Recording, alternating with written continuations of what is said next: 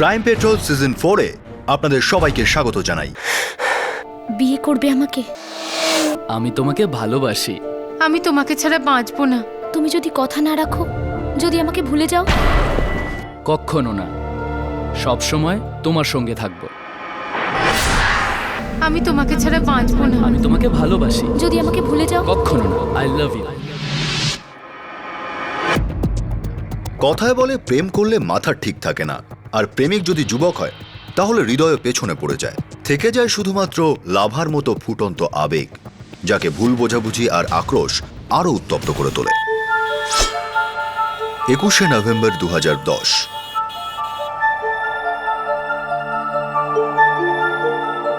আহমেদাবাদের মেয়ে পুনম প্রতিদিনের মতো নিজের কলেজের জন্য বেরিয়ে পড়েছিল। কলেজ গান্ধীনগরে। সকাল তখন 9টা। পুনম তার স্কুটি সেখানেই পার্ক করলো যেখানে সে রোজ করত।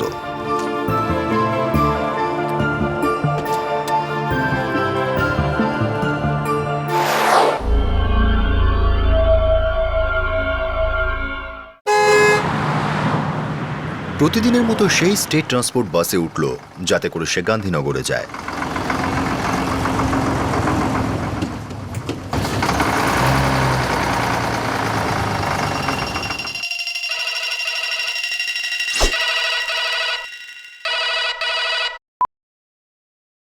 হ্যাঁ চুটকি, বল। দাদা, আজ না আমার বাড়ি ফিরতে একটু দেরি হয়ে যাবে। কেন? না মানে আজ আমাকে একটা অ্যাসাইনমেন্ট কমপ্লিট করতে হবে, তাই আমি এখনো লাইব্রেরিতে আছি দাদা। ওকে চুটকি, আচ্ছা শোন, তোকে যদি পিক আপ করতে হয় তাহলে বলে দিস, আমি চলে আসবো, ঠিক আছে? আর শোন, বাড়ি ফিরতে দেরি করিস না কিন্তু, ঠিক সময় চলে আসিস। ওকে দাদা, লেট হবে না। বাই। Okay bye.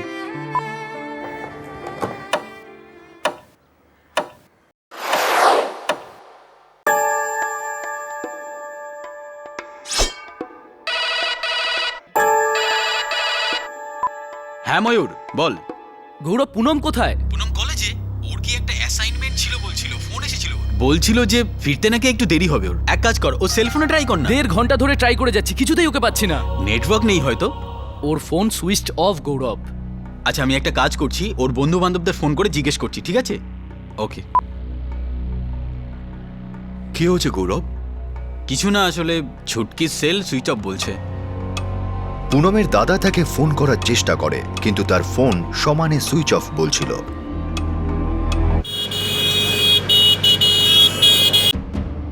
পুনমের দাদা ও বাবা পুনমের কলেজ লাইব্রেরিতে পৌঁছয়, আর সেখানে তারা জানতে পারে যে পুনম ফোনে মিথ্যে কথা বলেছিল। অনেক রাত হয়ে গিয়েছিল, কিন্তু পুনমের কোনো খবর পাওয়া যায়নি। তার সেলফোন সুইচড অফ ছিল।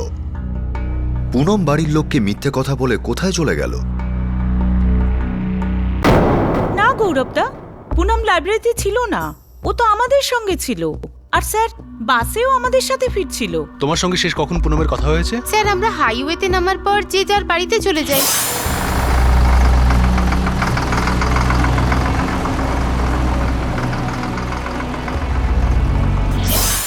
ওখান থেকে ও কোথায় যেতে পারে? স্যার, নর্মালি ও মলের দিকে যেত, তারপর ওখান থেকে স্কুটি নিয়ে বাড়ির দিকে চলে যেত। কিন্তু স্যার, ও আমাকে 5:15টার সময় ফোন করেছিল, আর ও আমাকে বলছিল যে ও লাইব্রেরিতে আছে।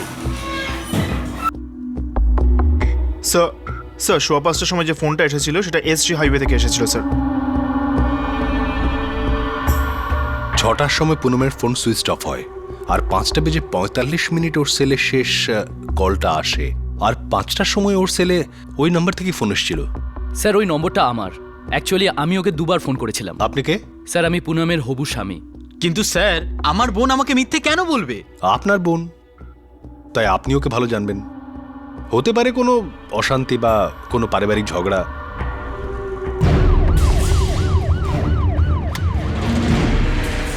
পুলিশ পুনমের স্কুটি ওখান থেকেই পায় যেখানে সে রোজ পার্ক করে কলেজে যেত।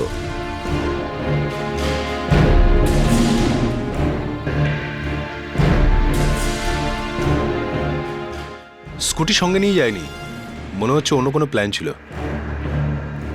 আপনার বোনের এনগেজমেন্ট কি অ্যারেঞ্জ ছিল? হ্যাঁ তাই।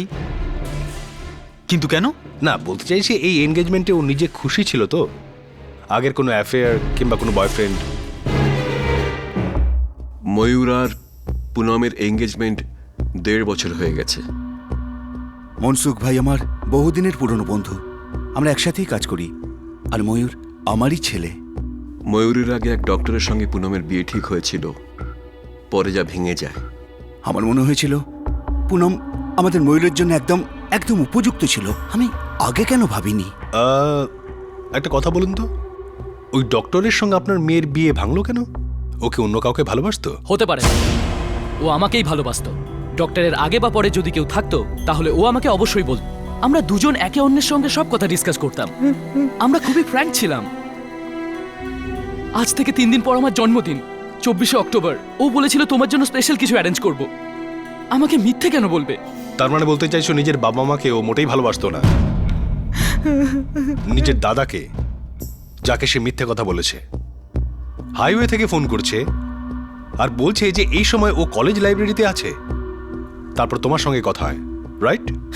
স্যার, আমার সঙ্গে দিনে ওর 10 থেকে 12 বার কথা হয়। একটা কথা বলো তো, যখন ওর সঙ্গে তোমার কথা হয়েছিল ওকে বলেছিল হাইওয়ে থেকে কোথায় যাচ্ছে? আরে কোথাও তো গেছে, কিছু একটা তো নেবে, অটো, ট্যাক্সি, কিংবা কেউ ওকে পিক করতে এসেছিল। আর যদি ওর কাউকে পছন্দও হয়ে থাকে তবুও পালিয়ে যাবে না। ও এমনটা করতেই পারে না। যখন তোমার সঙ্গে কথা হয়েছিল তখন ও তোমাকে একেবারে বলেনি হাইওয়ে থেকে কোথায় যাচ্ছে। এর মানেটা দাঁড়াচ্ছে যে ও কিছু তো লুকোচ্ছে। পরের 3 দিন পর্যন্ত পুনমের কোনো খবরই পাওয়া যায়নি। পুনম আর তার হবু শ্বশুরবাড়ির লোকেরা দুশ্চিন্তায় ছিল। তাদের একথা বিশ্বাসই হচ্ছিল না যে পুনম অন্য কারুর সঙ্গে পালিয়ে যেতে পারে। কোথায় ছিল পুনম আর কোন অবস্থাতেই বা ছিল? আচমকা 3 দিন পর পুনমের ব্যাপারে খবর এলো।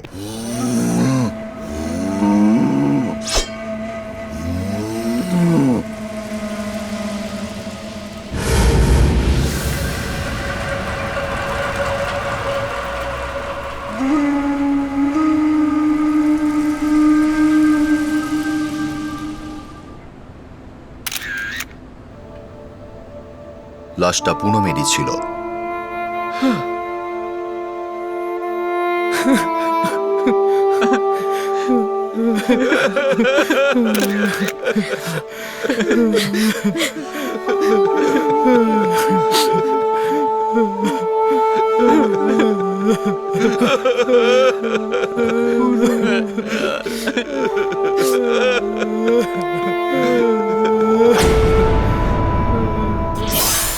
ওয়াচ 12:45-এ থেমে গেছে। তবে সেটা দিনে নাকি রাতে সেটা তো এক্সামিনেশনের পরেই বোঝা যাবে। ডক্টর, কোনো আঘাত বা চোটের চিহ্ন? না, তেমন কোনো চিহ্ন তো নজরে পড়ল না। তবে ওর ফুসফুসে জল ভরে রয়েছে। তার মানে এ যখন জলে পড়ে তখনও বেঁচে ছিল? কারেক্ট। জলের মধ্যে যদি ওর শ্বাস না চলতো তাহলে জল ভেতরে যেত না। Inspector Goel, the full chances এই মেয়েটা সুইসাইড করেছে। আমি বিশ্বাস করি না, এ হতেই পারে না। আমার মেয়ে পুনম এমন ভীরু ছিল না যে সে আত্মহত্যা করবে। ও আত্মহত্যা করতেই পারে না। বাবা, আপনি ঠিকই বলছেন, পুনম এমন করতেই পারে না। দেখুন, আমি যা বলছি তা পোস্টমর্টেম রিপোর্টের ভিত্তিতেই বলছি।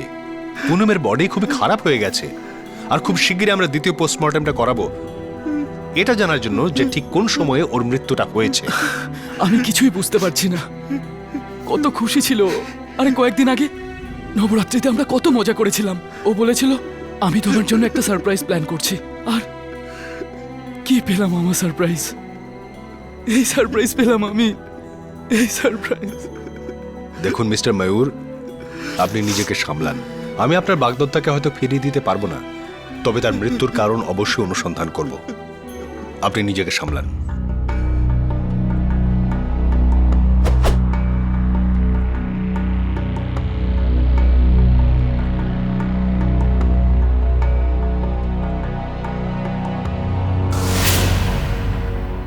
এই ঝিলটা শপিং মল থেকে 10 মিনিট দূরত্বে। স্যার, পুনম শপিং মলের পাশেই ওর স্কুটি পার্ক করতো। পুনম বাস থেকে যেখানে নামতো সেখান থেকে জায়গাটা 15 মিনিট দূরত্বে। অর্থাৎ বাস স্টপে নামার পর যখন ও স্কুটির দিকে এগোচ্ছিল ঠিক তখনই কিছু একটা ঘটে। স্যার, স্কুটির দিকে যাওয়ার বদলে সোজা ঝিলের দিকে চলে গিয়ে জলে ঝাঁপ দিতে পারে। হয়তো স্যার আগে থেকেই প্ল্যান করে রেখেছিল। আশিস, তুমি কি বডিটাকে ভালো করে স্টাডি করেছো? রিস্ট ওয়াচ আর আশীর্বাদের আংটি বাদে আমরা কিছুই পাইনি, না ওর ব্যাগ, না পার্স, না সেলফোন। সেই সমস্ত জিনিসপত্র কোথায়? সুইসাইড করতে যাওয়া কোনো মানুষ এইসব জিনিসের খেয়ালই করে না। Excuse me. Hello, inspector Goel, মৃত্যু 3 দিন আগেই হয়েছিল। সেই রাতে যেদিন ও নিখোঁজ হয়েছিল? হ্যাঁ, তা ধরুন 12:25-এর মধ্যেই মৃত্যুটা হয়েছিল। তার মানে ওর ঘড়ি বন্ধ হওয়ার ঠিক 20-22 মিনিট পর। That's right. Okay doctor, thank you. Sir, ওখানে কিছুই পাওয়া গেল না। মেয়েটার একটা জিনিসের সন্ধানও মেলেনি। আশিস, হাইওয়েতে বন্ধুদের থেকে বিদায় নেওয়ার 7.5 ঘন্টা পর ওর মৃত্যু হয়, আর তার ঠিক 4 ঘন্টা 45 মিনিট আগে ময়ূরের সঙ্গে ওর শেষবার কথা হয়। স্যার, ওরই মাঝখানে কিছু একটা হয়ে থাকবে। কিন্তু এমন কি ঘটতে পারে যার জন্য সে সুইসাইড করলো?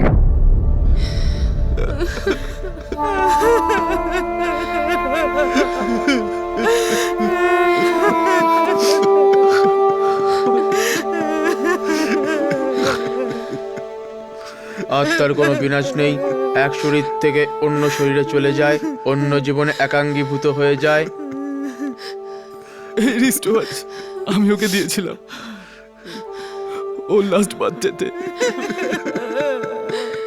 কারণ ও কখনো টাইমে আসতো না। কিন্তু আজ দেখো, ও সময়ের আগেই চলে গেল। পুনম আত্মহত্যা করেনি কান্তি, নিশ্চয়ই কোনো গোলমাল আছে। ও আত্মহত্যা করতেই পারে না।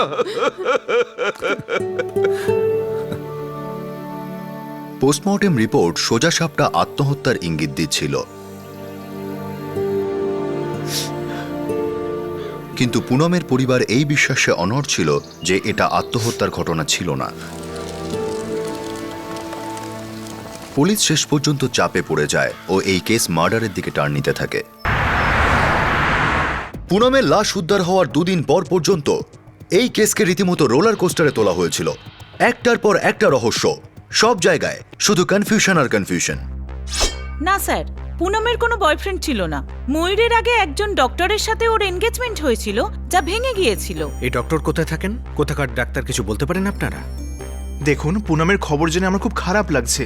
স্যার, ওটা আমার কাছে অতীত। আজ আমি হ্যাপিলি ম্যারিড পারসন। আর তাছাড়া আমাদের এনগেজমেন্ট ভেঙে যাওয়ার পর আমাদের মধ্যে কোনো যোগাযোগই ছিল না। এনগেজমেন্টটা ভাঙলো কেন ডক্টর? ওয়েল, আমি ওই ব্যাপারে কথা বলতে চাই না। আপনি পুনমের বাবা মাকে কি জিজ্ঞেস করছেন না কেন? আমি আপনাকে জিজ্ঞেস করছি, এটা আমার রিকোয়েস্ট নয়, ইনভেস্টিগেশন। দেখুন, আমি আমার আইনি অধিকার ভালো মতো জানি। আপনি চাইলে আমার ফোন, আমার ডায়েরি, আমার স্কেডিউল ইত্যাদি চেক করতে পারেন, কিন্তু আমি কোনো পার্সোনাল কথা বলতে রাজি নই, প্লিজ।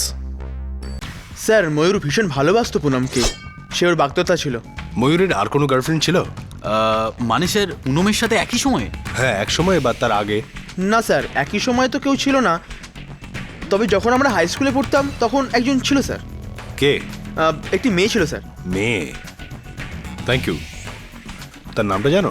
সোনাল। হ্যাঁ স্যার, সোনাল গড়ত্রা। Yes sir. Sonal, thank you. ডাক্তারকে দেখে তো ঠিকই লাগলো, সোজা সাপটা কথা বলে, কোনো প্যাঁচ ঘোচ নেই। আর ওই মেয়েটা সোনাল গণাত্রা, ওর ব্যাপারে কিছু জানা গেল? হ্যাঁ স্যার, দুবাইয়ে থাকে নিজের ফ্যামিলির সঙ্গে। সোনাল আর ময়ূর হাই স্কুলে পড়ার সময় প্রেম টেম করতো।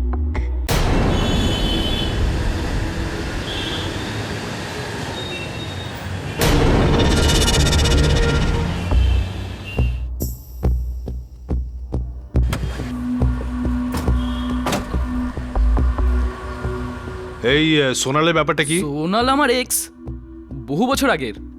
কিন্তু এই কেসের সঙ্গে তার কি সম্পর্ক? আসলে আপনারা সবাই জোরের সঙ্গে বলছেন যে পুনম সুইসাইড করেনি, তার মানে দাঁড়াচ্ছে ওর মার্ডার হয়েছে। এখন এই কেসের সম্পর্ক তো সবার সঙ্গে জুড়ে গেছে, আপনার সঙ্গেও। I don't believe this. আপনি আমাকে সন্দেহ করছেন? অবশ্যই করছি। এখন আপনার কর্তব্য হচ্ছে আমাকে সবকিছু সোজাসুজি বলে দেওয়া। এবার বলে ফেলুন দেখি যে সোনালের সঙ্গে আপনার অ্যাফেয়ার নষ্ট হলো কেন? অদ্ভুত কথা বলছেন আপনি। সম্পর্ক ছিল, ভেঙে গেছে। আমরা একসময় বুঝলাম যে আমরা একসঙ্গে থাকতে পারবো না, আলাদা হয়ে গেলাম। That's end. এমনিতে আমরা সবাই জানতাম ময়ূর আর সোনালের ব্যাপারে, কিন্তু সে তো অনেক আগের কথা। দুই পরিবারের লোকজনই দুই ছেলে মেয়ের অতীত সম্পর্কে জানতো। দুজনের মধ্যে কোনো প্রবলেম ছিল না, সব মিলিয়ে ওরা দারুণ খুশি ছিল। ওরা কখনো নিজেদের খারাপ স্মৃতিকে হয়তো সামনে টানতো না। দেখুন স্যার, আপনি শুধুমাত্র পরিবারের লোকজনকে সন্দেহ করছেন। এটা নিশ্চিত কোনো থার্ড পার্টির কাজ। আপনার বোনের ওপর কোনো রকম সেক্সুয়াল অ্যাসল্ট হয়নি, স্রেফ মার্ডার। আর আমার পুরো বিশ্বাস যে ও খুনিকে খুব ভালো করে চিনতো।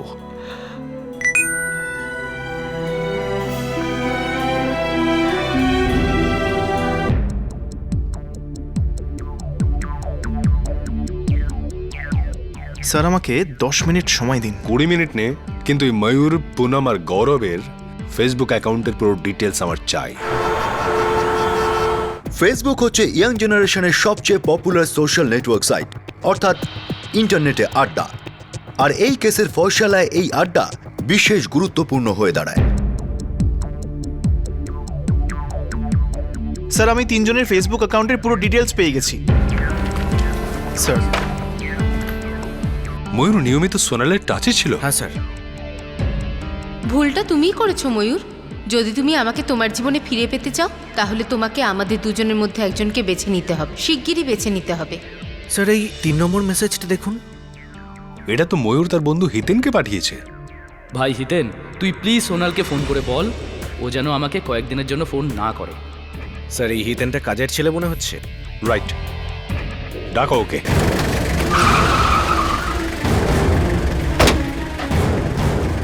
হিতেন ময়ূরের ঘনিষ্ঠ বন্ধু ছিল, দুজনে একসঙ্গে পড়তো। এই আপনি কি বলছেন স্যার? এই ব্যাপারে আমি কিছুই জানি না। তবে আমরা কিছু কিছু জানি, আর একটু বেশি রকমই জানি। 21শে অক্টোবর সন্ধ্যে 6টার সময় পুনম হাইওয়ে থেকে নিখোঁজ হলো।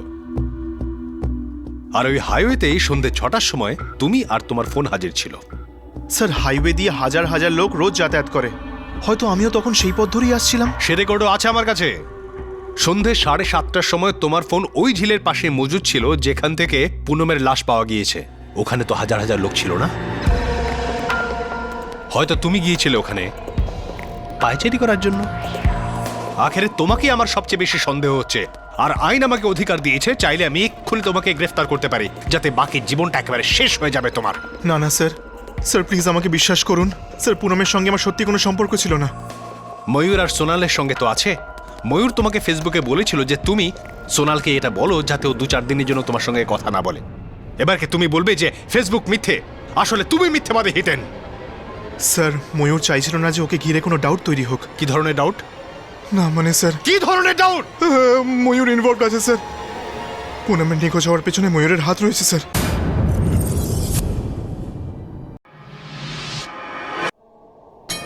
যে সত্যিটা সামনে এসেছিল তা শুধু নিষ্ঠুর নয়, বিষাক্ত ছিল। এই সত্যি পুনম আর ময়ূর দুজনের পরিবারকেই জীবন্ত অবস্থায় মেরে ফেলেছিল।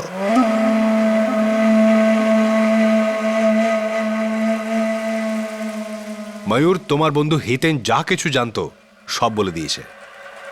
এখন পুরো কাহিনী আমি তোমার মুখ থেকে শুনতে চাই, কারণ এই পুরো কাহিনীটা তুমি লিখেছো। না আমি পুনমকে বিয়ে করতে চেয়েছিলাম, না এঙ্গেজমেন্ট। পাপা ফোর্স করলেন, উনি বন্ধুত্বের মর্যাদা রাখলেন। আমার মনে হয়েছিল পুনম আমাদের ময়ূরের জন্য একদম একদম উপযুক্ত ছিল। আমি আগে কেন ভাবিনি? আমাকে আমার ভালোবাসার কাছ থেকে সরিয়ে দিয়েছিল। আমি শুধু সোনালকে ভালোবাসি, শুধুই সোনাল, আর কেউ নয়। পুনম আর আমার সম্পর্ক ঠিকঠাকই চলছিল, কিন্তু এই নবরাত্রিতে সবকিছু ওলটপালট হয়ে গেল।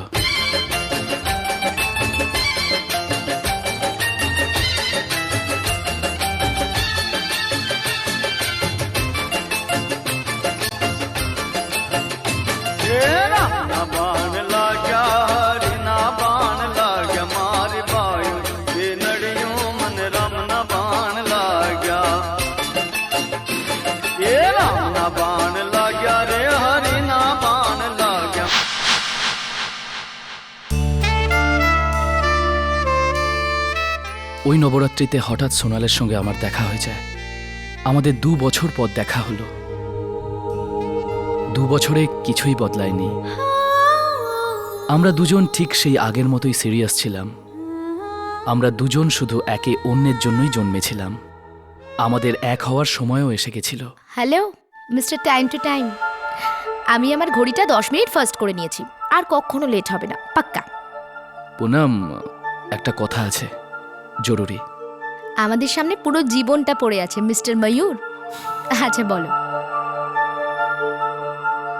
তাহলে বলো, যদি আমাদের ব্রেকআপ হয়ে যায় তাহলে? দেখো ময়ূর, তুমি মজা করেও কখনো এই কথা বলো না। আমরা দুজন খুব ভালো করেই জানি যে ব্রেকআপ হওয়ার মানেটা কি। জাস্ট কুল, রিল্যাক্স। আমি মজা করছিলাম।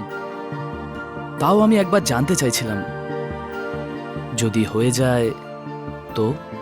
তাহলে আমি পাক্কা সুইসাইড করে ফেলবো, 100% করে ফেলবো। আর আমি সেটা করতে দেব না, ঠিক আছে? পুনমের থেকে ছাড়া পাওয়ার আমার কাছে আর কোনো রাস্তা ছিল না, আর সোনালকে কাছে পাওয়ার কোনো রাস্তা ছিল না। সেজন্য তুমি ভুল রাস্তা বেছে নিলে। এটা স্পেশালি তোর জন্য। আমার জন্য? Thank you. 1 সেকেন্ড। হাই, এই তো আধ ঘন্টা আগেই ফোন করেছিলে। কি ব্যাপার বলো তো, আজ যে বড় ঘন ঘন ফোন আসছে? তোমাকে দেখতে ইচ্ছা করছে। চুপ পাগল। আচ্ছা শোনো, সিনেমা দেখতে যাবে এক্ষুনি? এখন?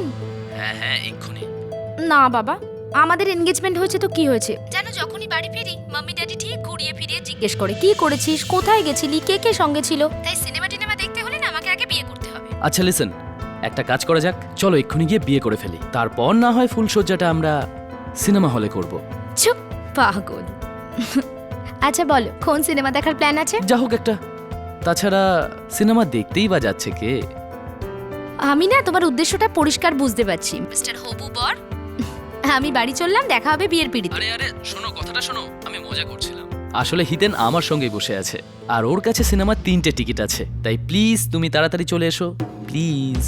কিন্তু বাড়িতে কি বলবো, কেউ রাজি হবে না। বাড়িতে কিছু একটা বলে দিও যে আজ কোনো অ্যাসাইনমেন্ট আছে, এক্সট্রা ক্লাস আছে, যা খুশি বলতে পারো প্লিজ। আমি মিথ্যে কথা বলতে পারবো না। এটা ঠিক মিথ্যে নয়, ওকে?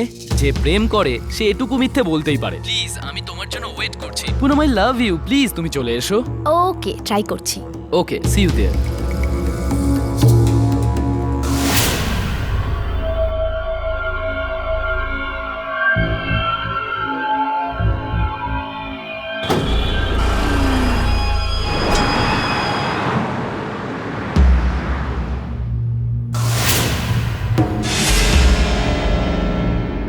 পুনম গ্রাফিক্স ডিজাইনের স্টুডেন্ট ছিল আর ময়ূর চার্টার্ড অ্যাকাউন্টেন্সির। দুজনে মিলে ঠিক করেছিল যে নিজেদের পড়াশোনা শেষ করে তারা বিয়ে করবে।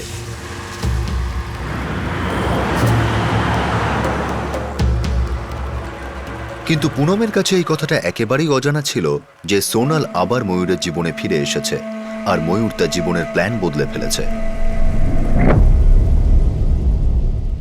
পুনম, জল। Thank you.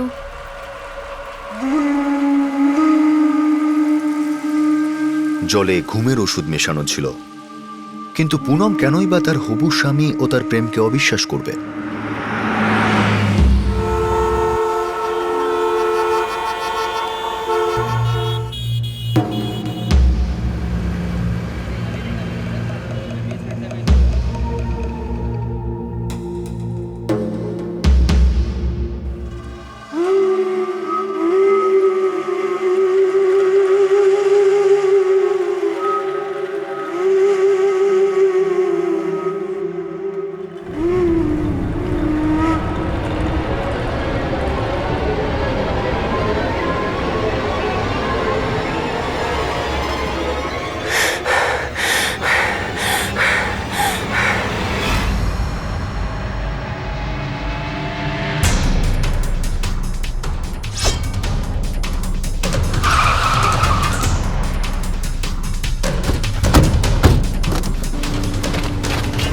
যখন ময়ূর ও হিতেন পুনমকে ঝিলের কাছে নিয়ে এলো তখন ময়ূরের মনে হয়েছিল যে পুনম মারা গেছে, ওর জীবন থেকে সে চলে গেছে।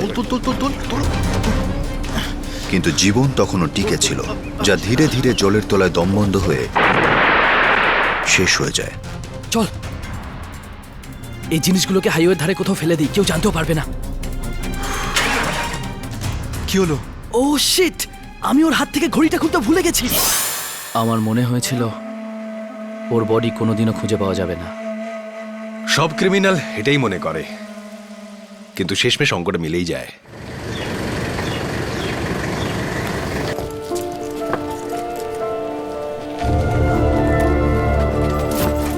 শালা পছন্দ ছিল না তো সব বলে দিতে পারতিস। আমার ছুটকিকে মেরে ফেলার কি দরকার ছিল? আমার পাপা আমার ভালোবাসাকে মেরে ফেলেছে। আমি বলেছিলাম এই এঙ্গেজমেন্টে আমি রাজি নই। যে কথা উনি শোনেননি, তোমরা আবার কি শুনতে?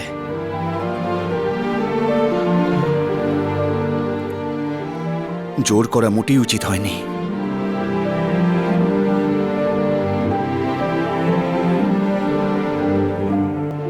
পুনমের প্রতি ময়ূরের প্রেম কবে ঘৃণায় বদলে গিয়েছিল, নিষ্পাপ পুনম তার কিছুই বুঝতে পারেনি। ময়ূরের অপরাধ তার প্রেমিকা সোনালের হৃদয়কে ভেঙে চুরমার করে দিয়েছিল। ময়ূর এই এঙ্গেজমেন্টে খুশি ছিল না। সোনাল জানতো যে ময়ূর এখন অন্য কারো। ময়ূর পুনমের কাছে ব্রেকআপের কথা তো পেরেই ছিল, ইঙ্গিতটা বোঝাই যাচ্ছিল, হাওয়াতে ঝড়ের সিগন্যালও ছিল, কিন্তু পুনম হয়তো সেই সিগন্যালকে বুঝে উঠতে পারেনি। ময়ূর পুনমকে মেরে না ফেলে যদি এঙ্গেজমেন্ট ভেঙে দিত তাহলে কি হয়ে যেত? দুই পরিবারের মধ্যে সম্পর্ক না হয় ছিন্ন হতো, কিন্তু 20 বছরের পুনম বেঁচে তো থাকতো। জীবন থাকলে জগৎ থাকবে। এই কেসে এক নিষ্পাপ মেয়ের জীবন গেল, আর দুই পরিবারের জগৎ তছনছ হয়ে গেল।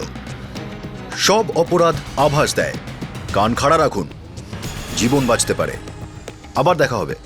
জয় হিন্দ।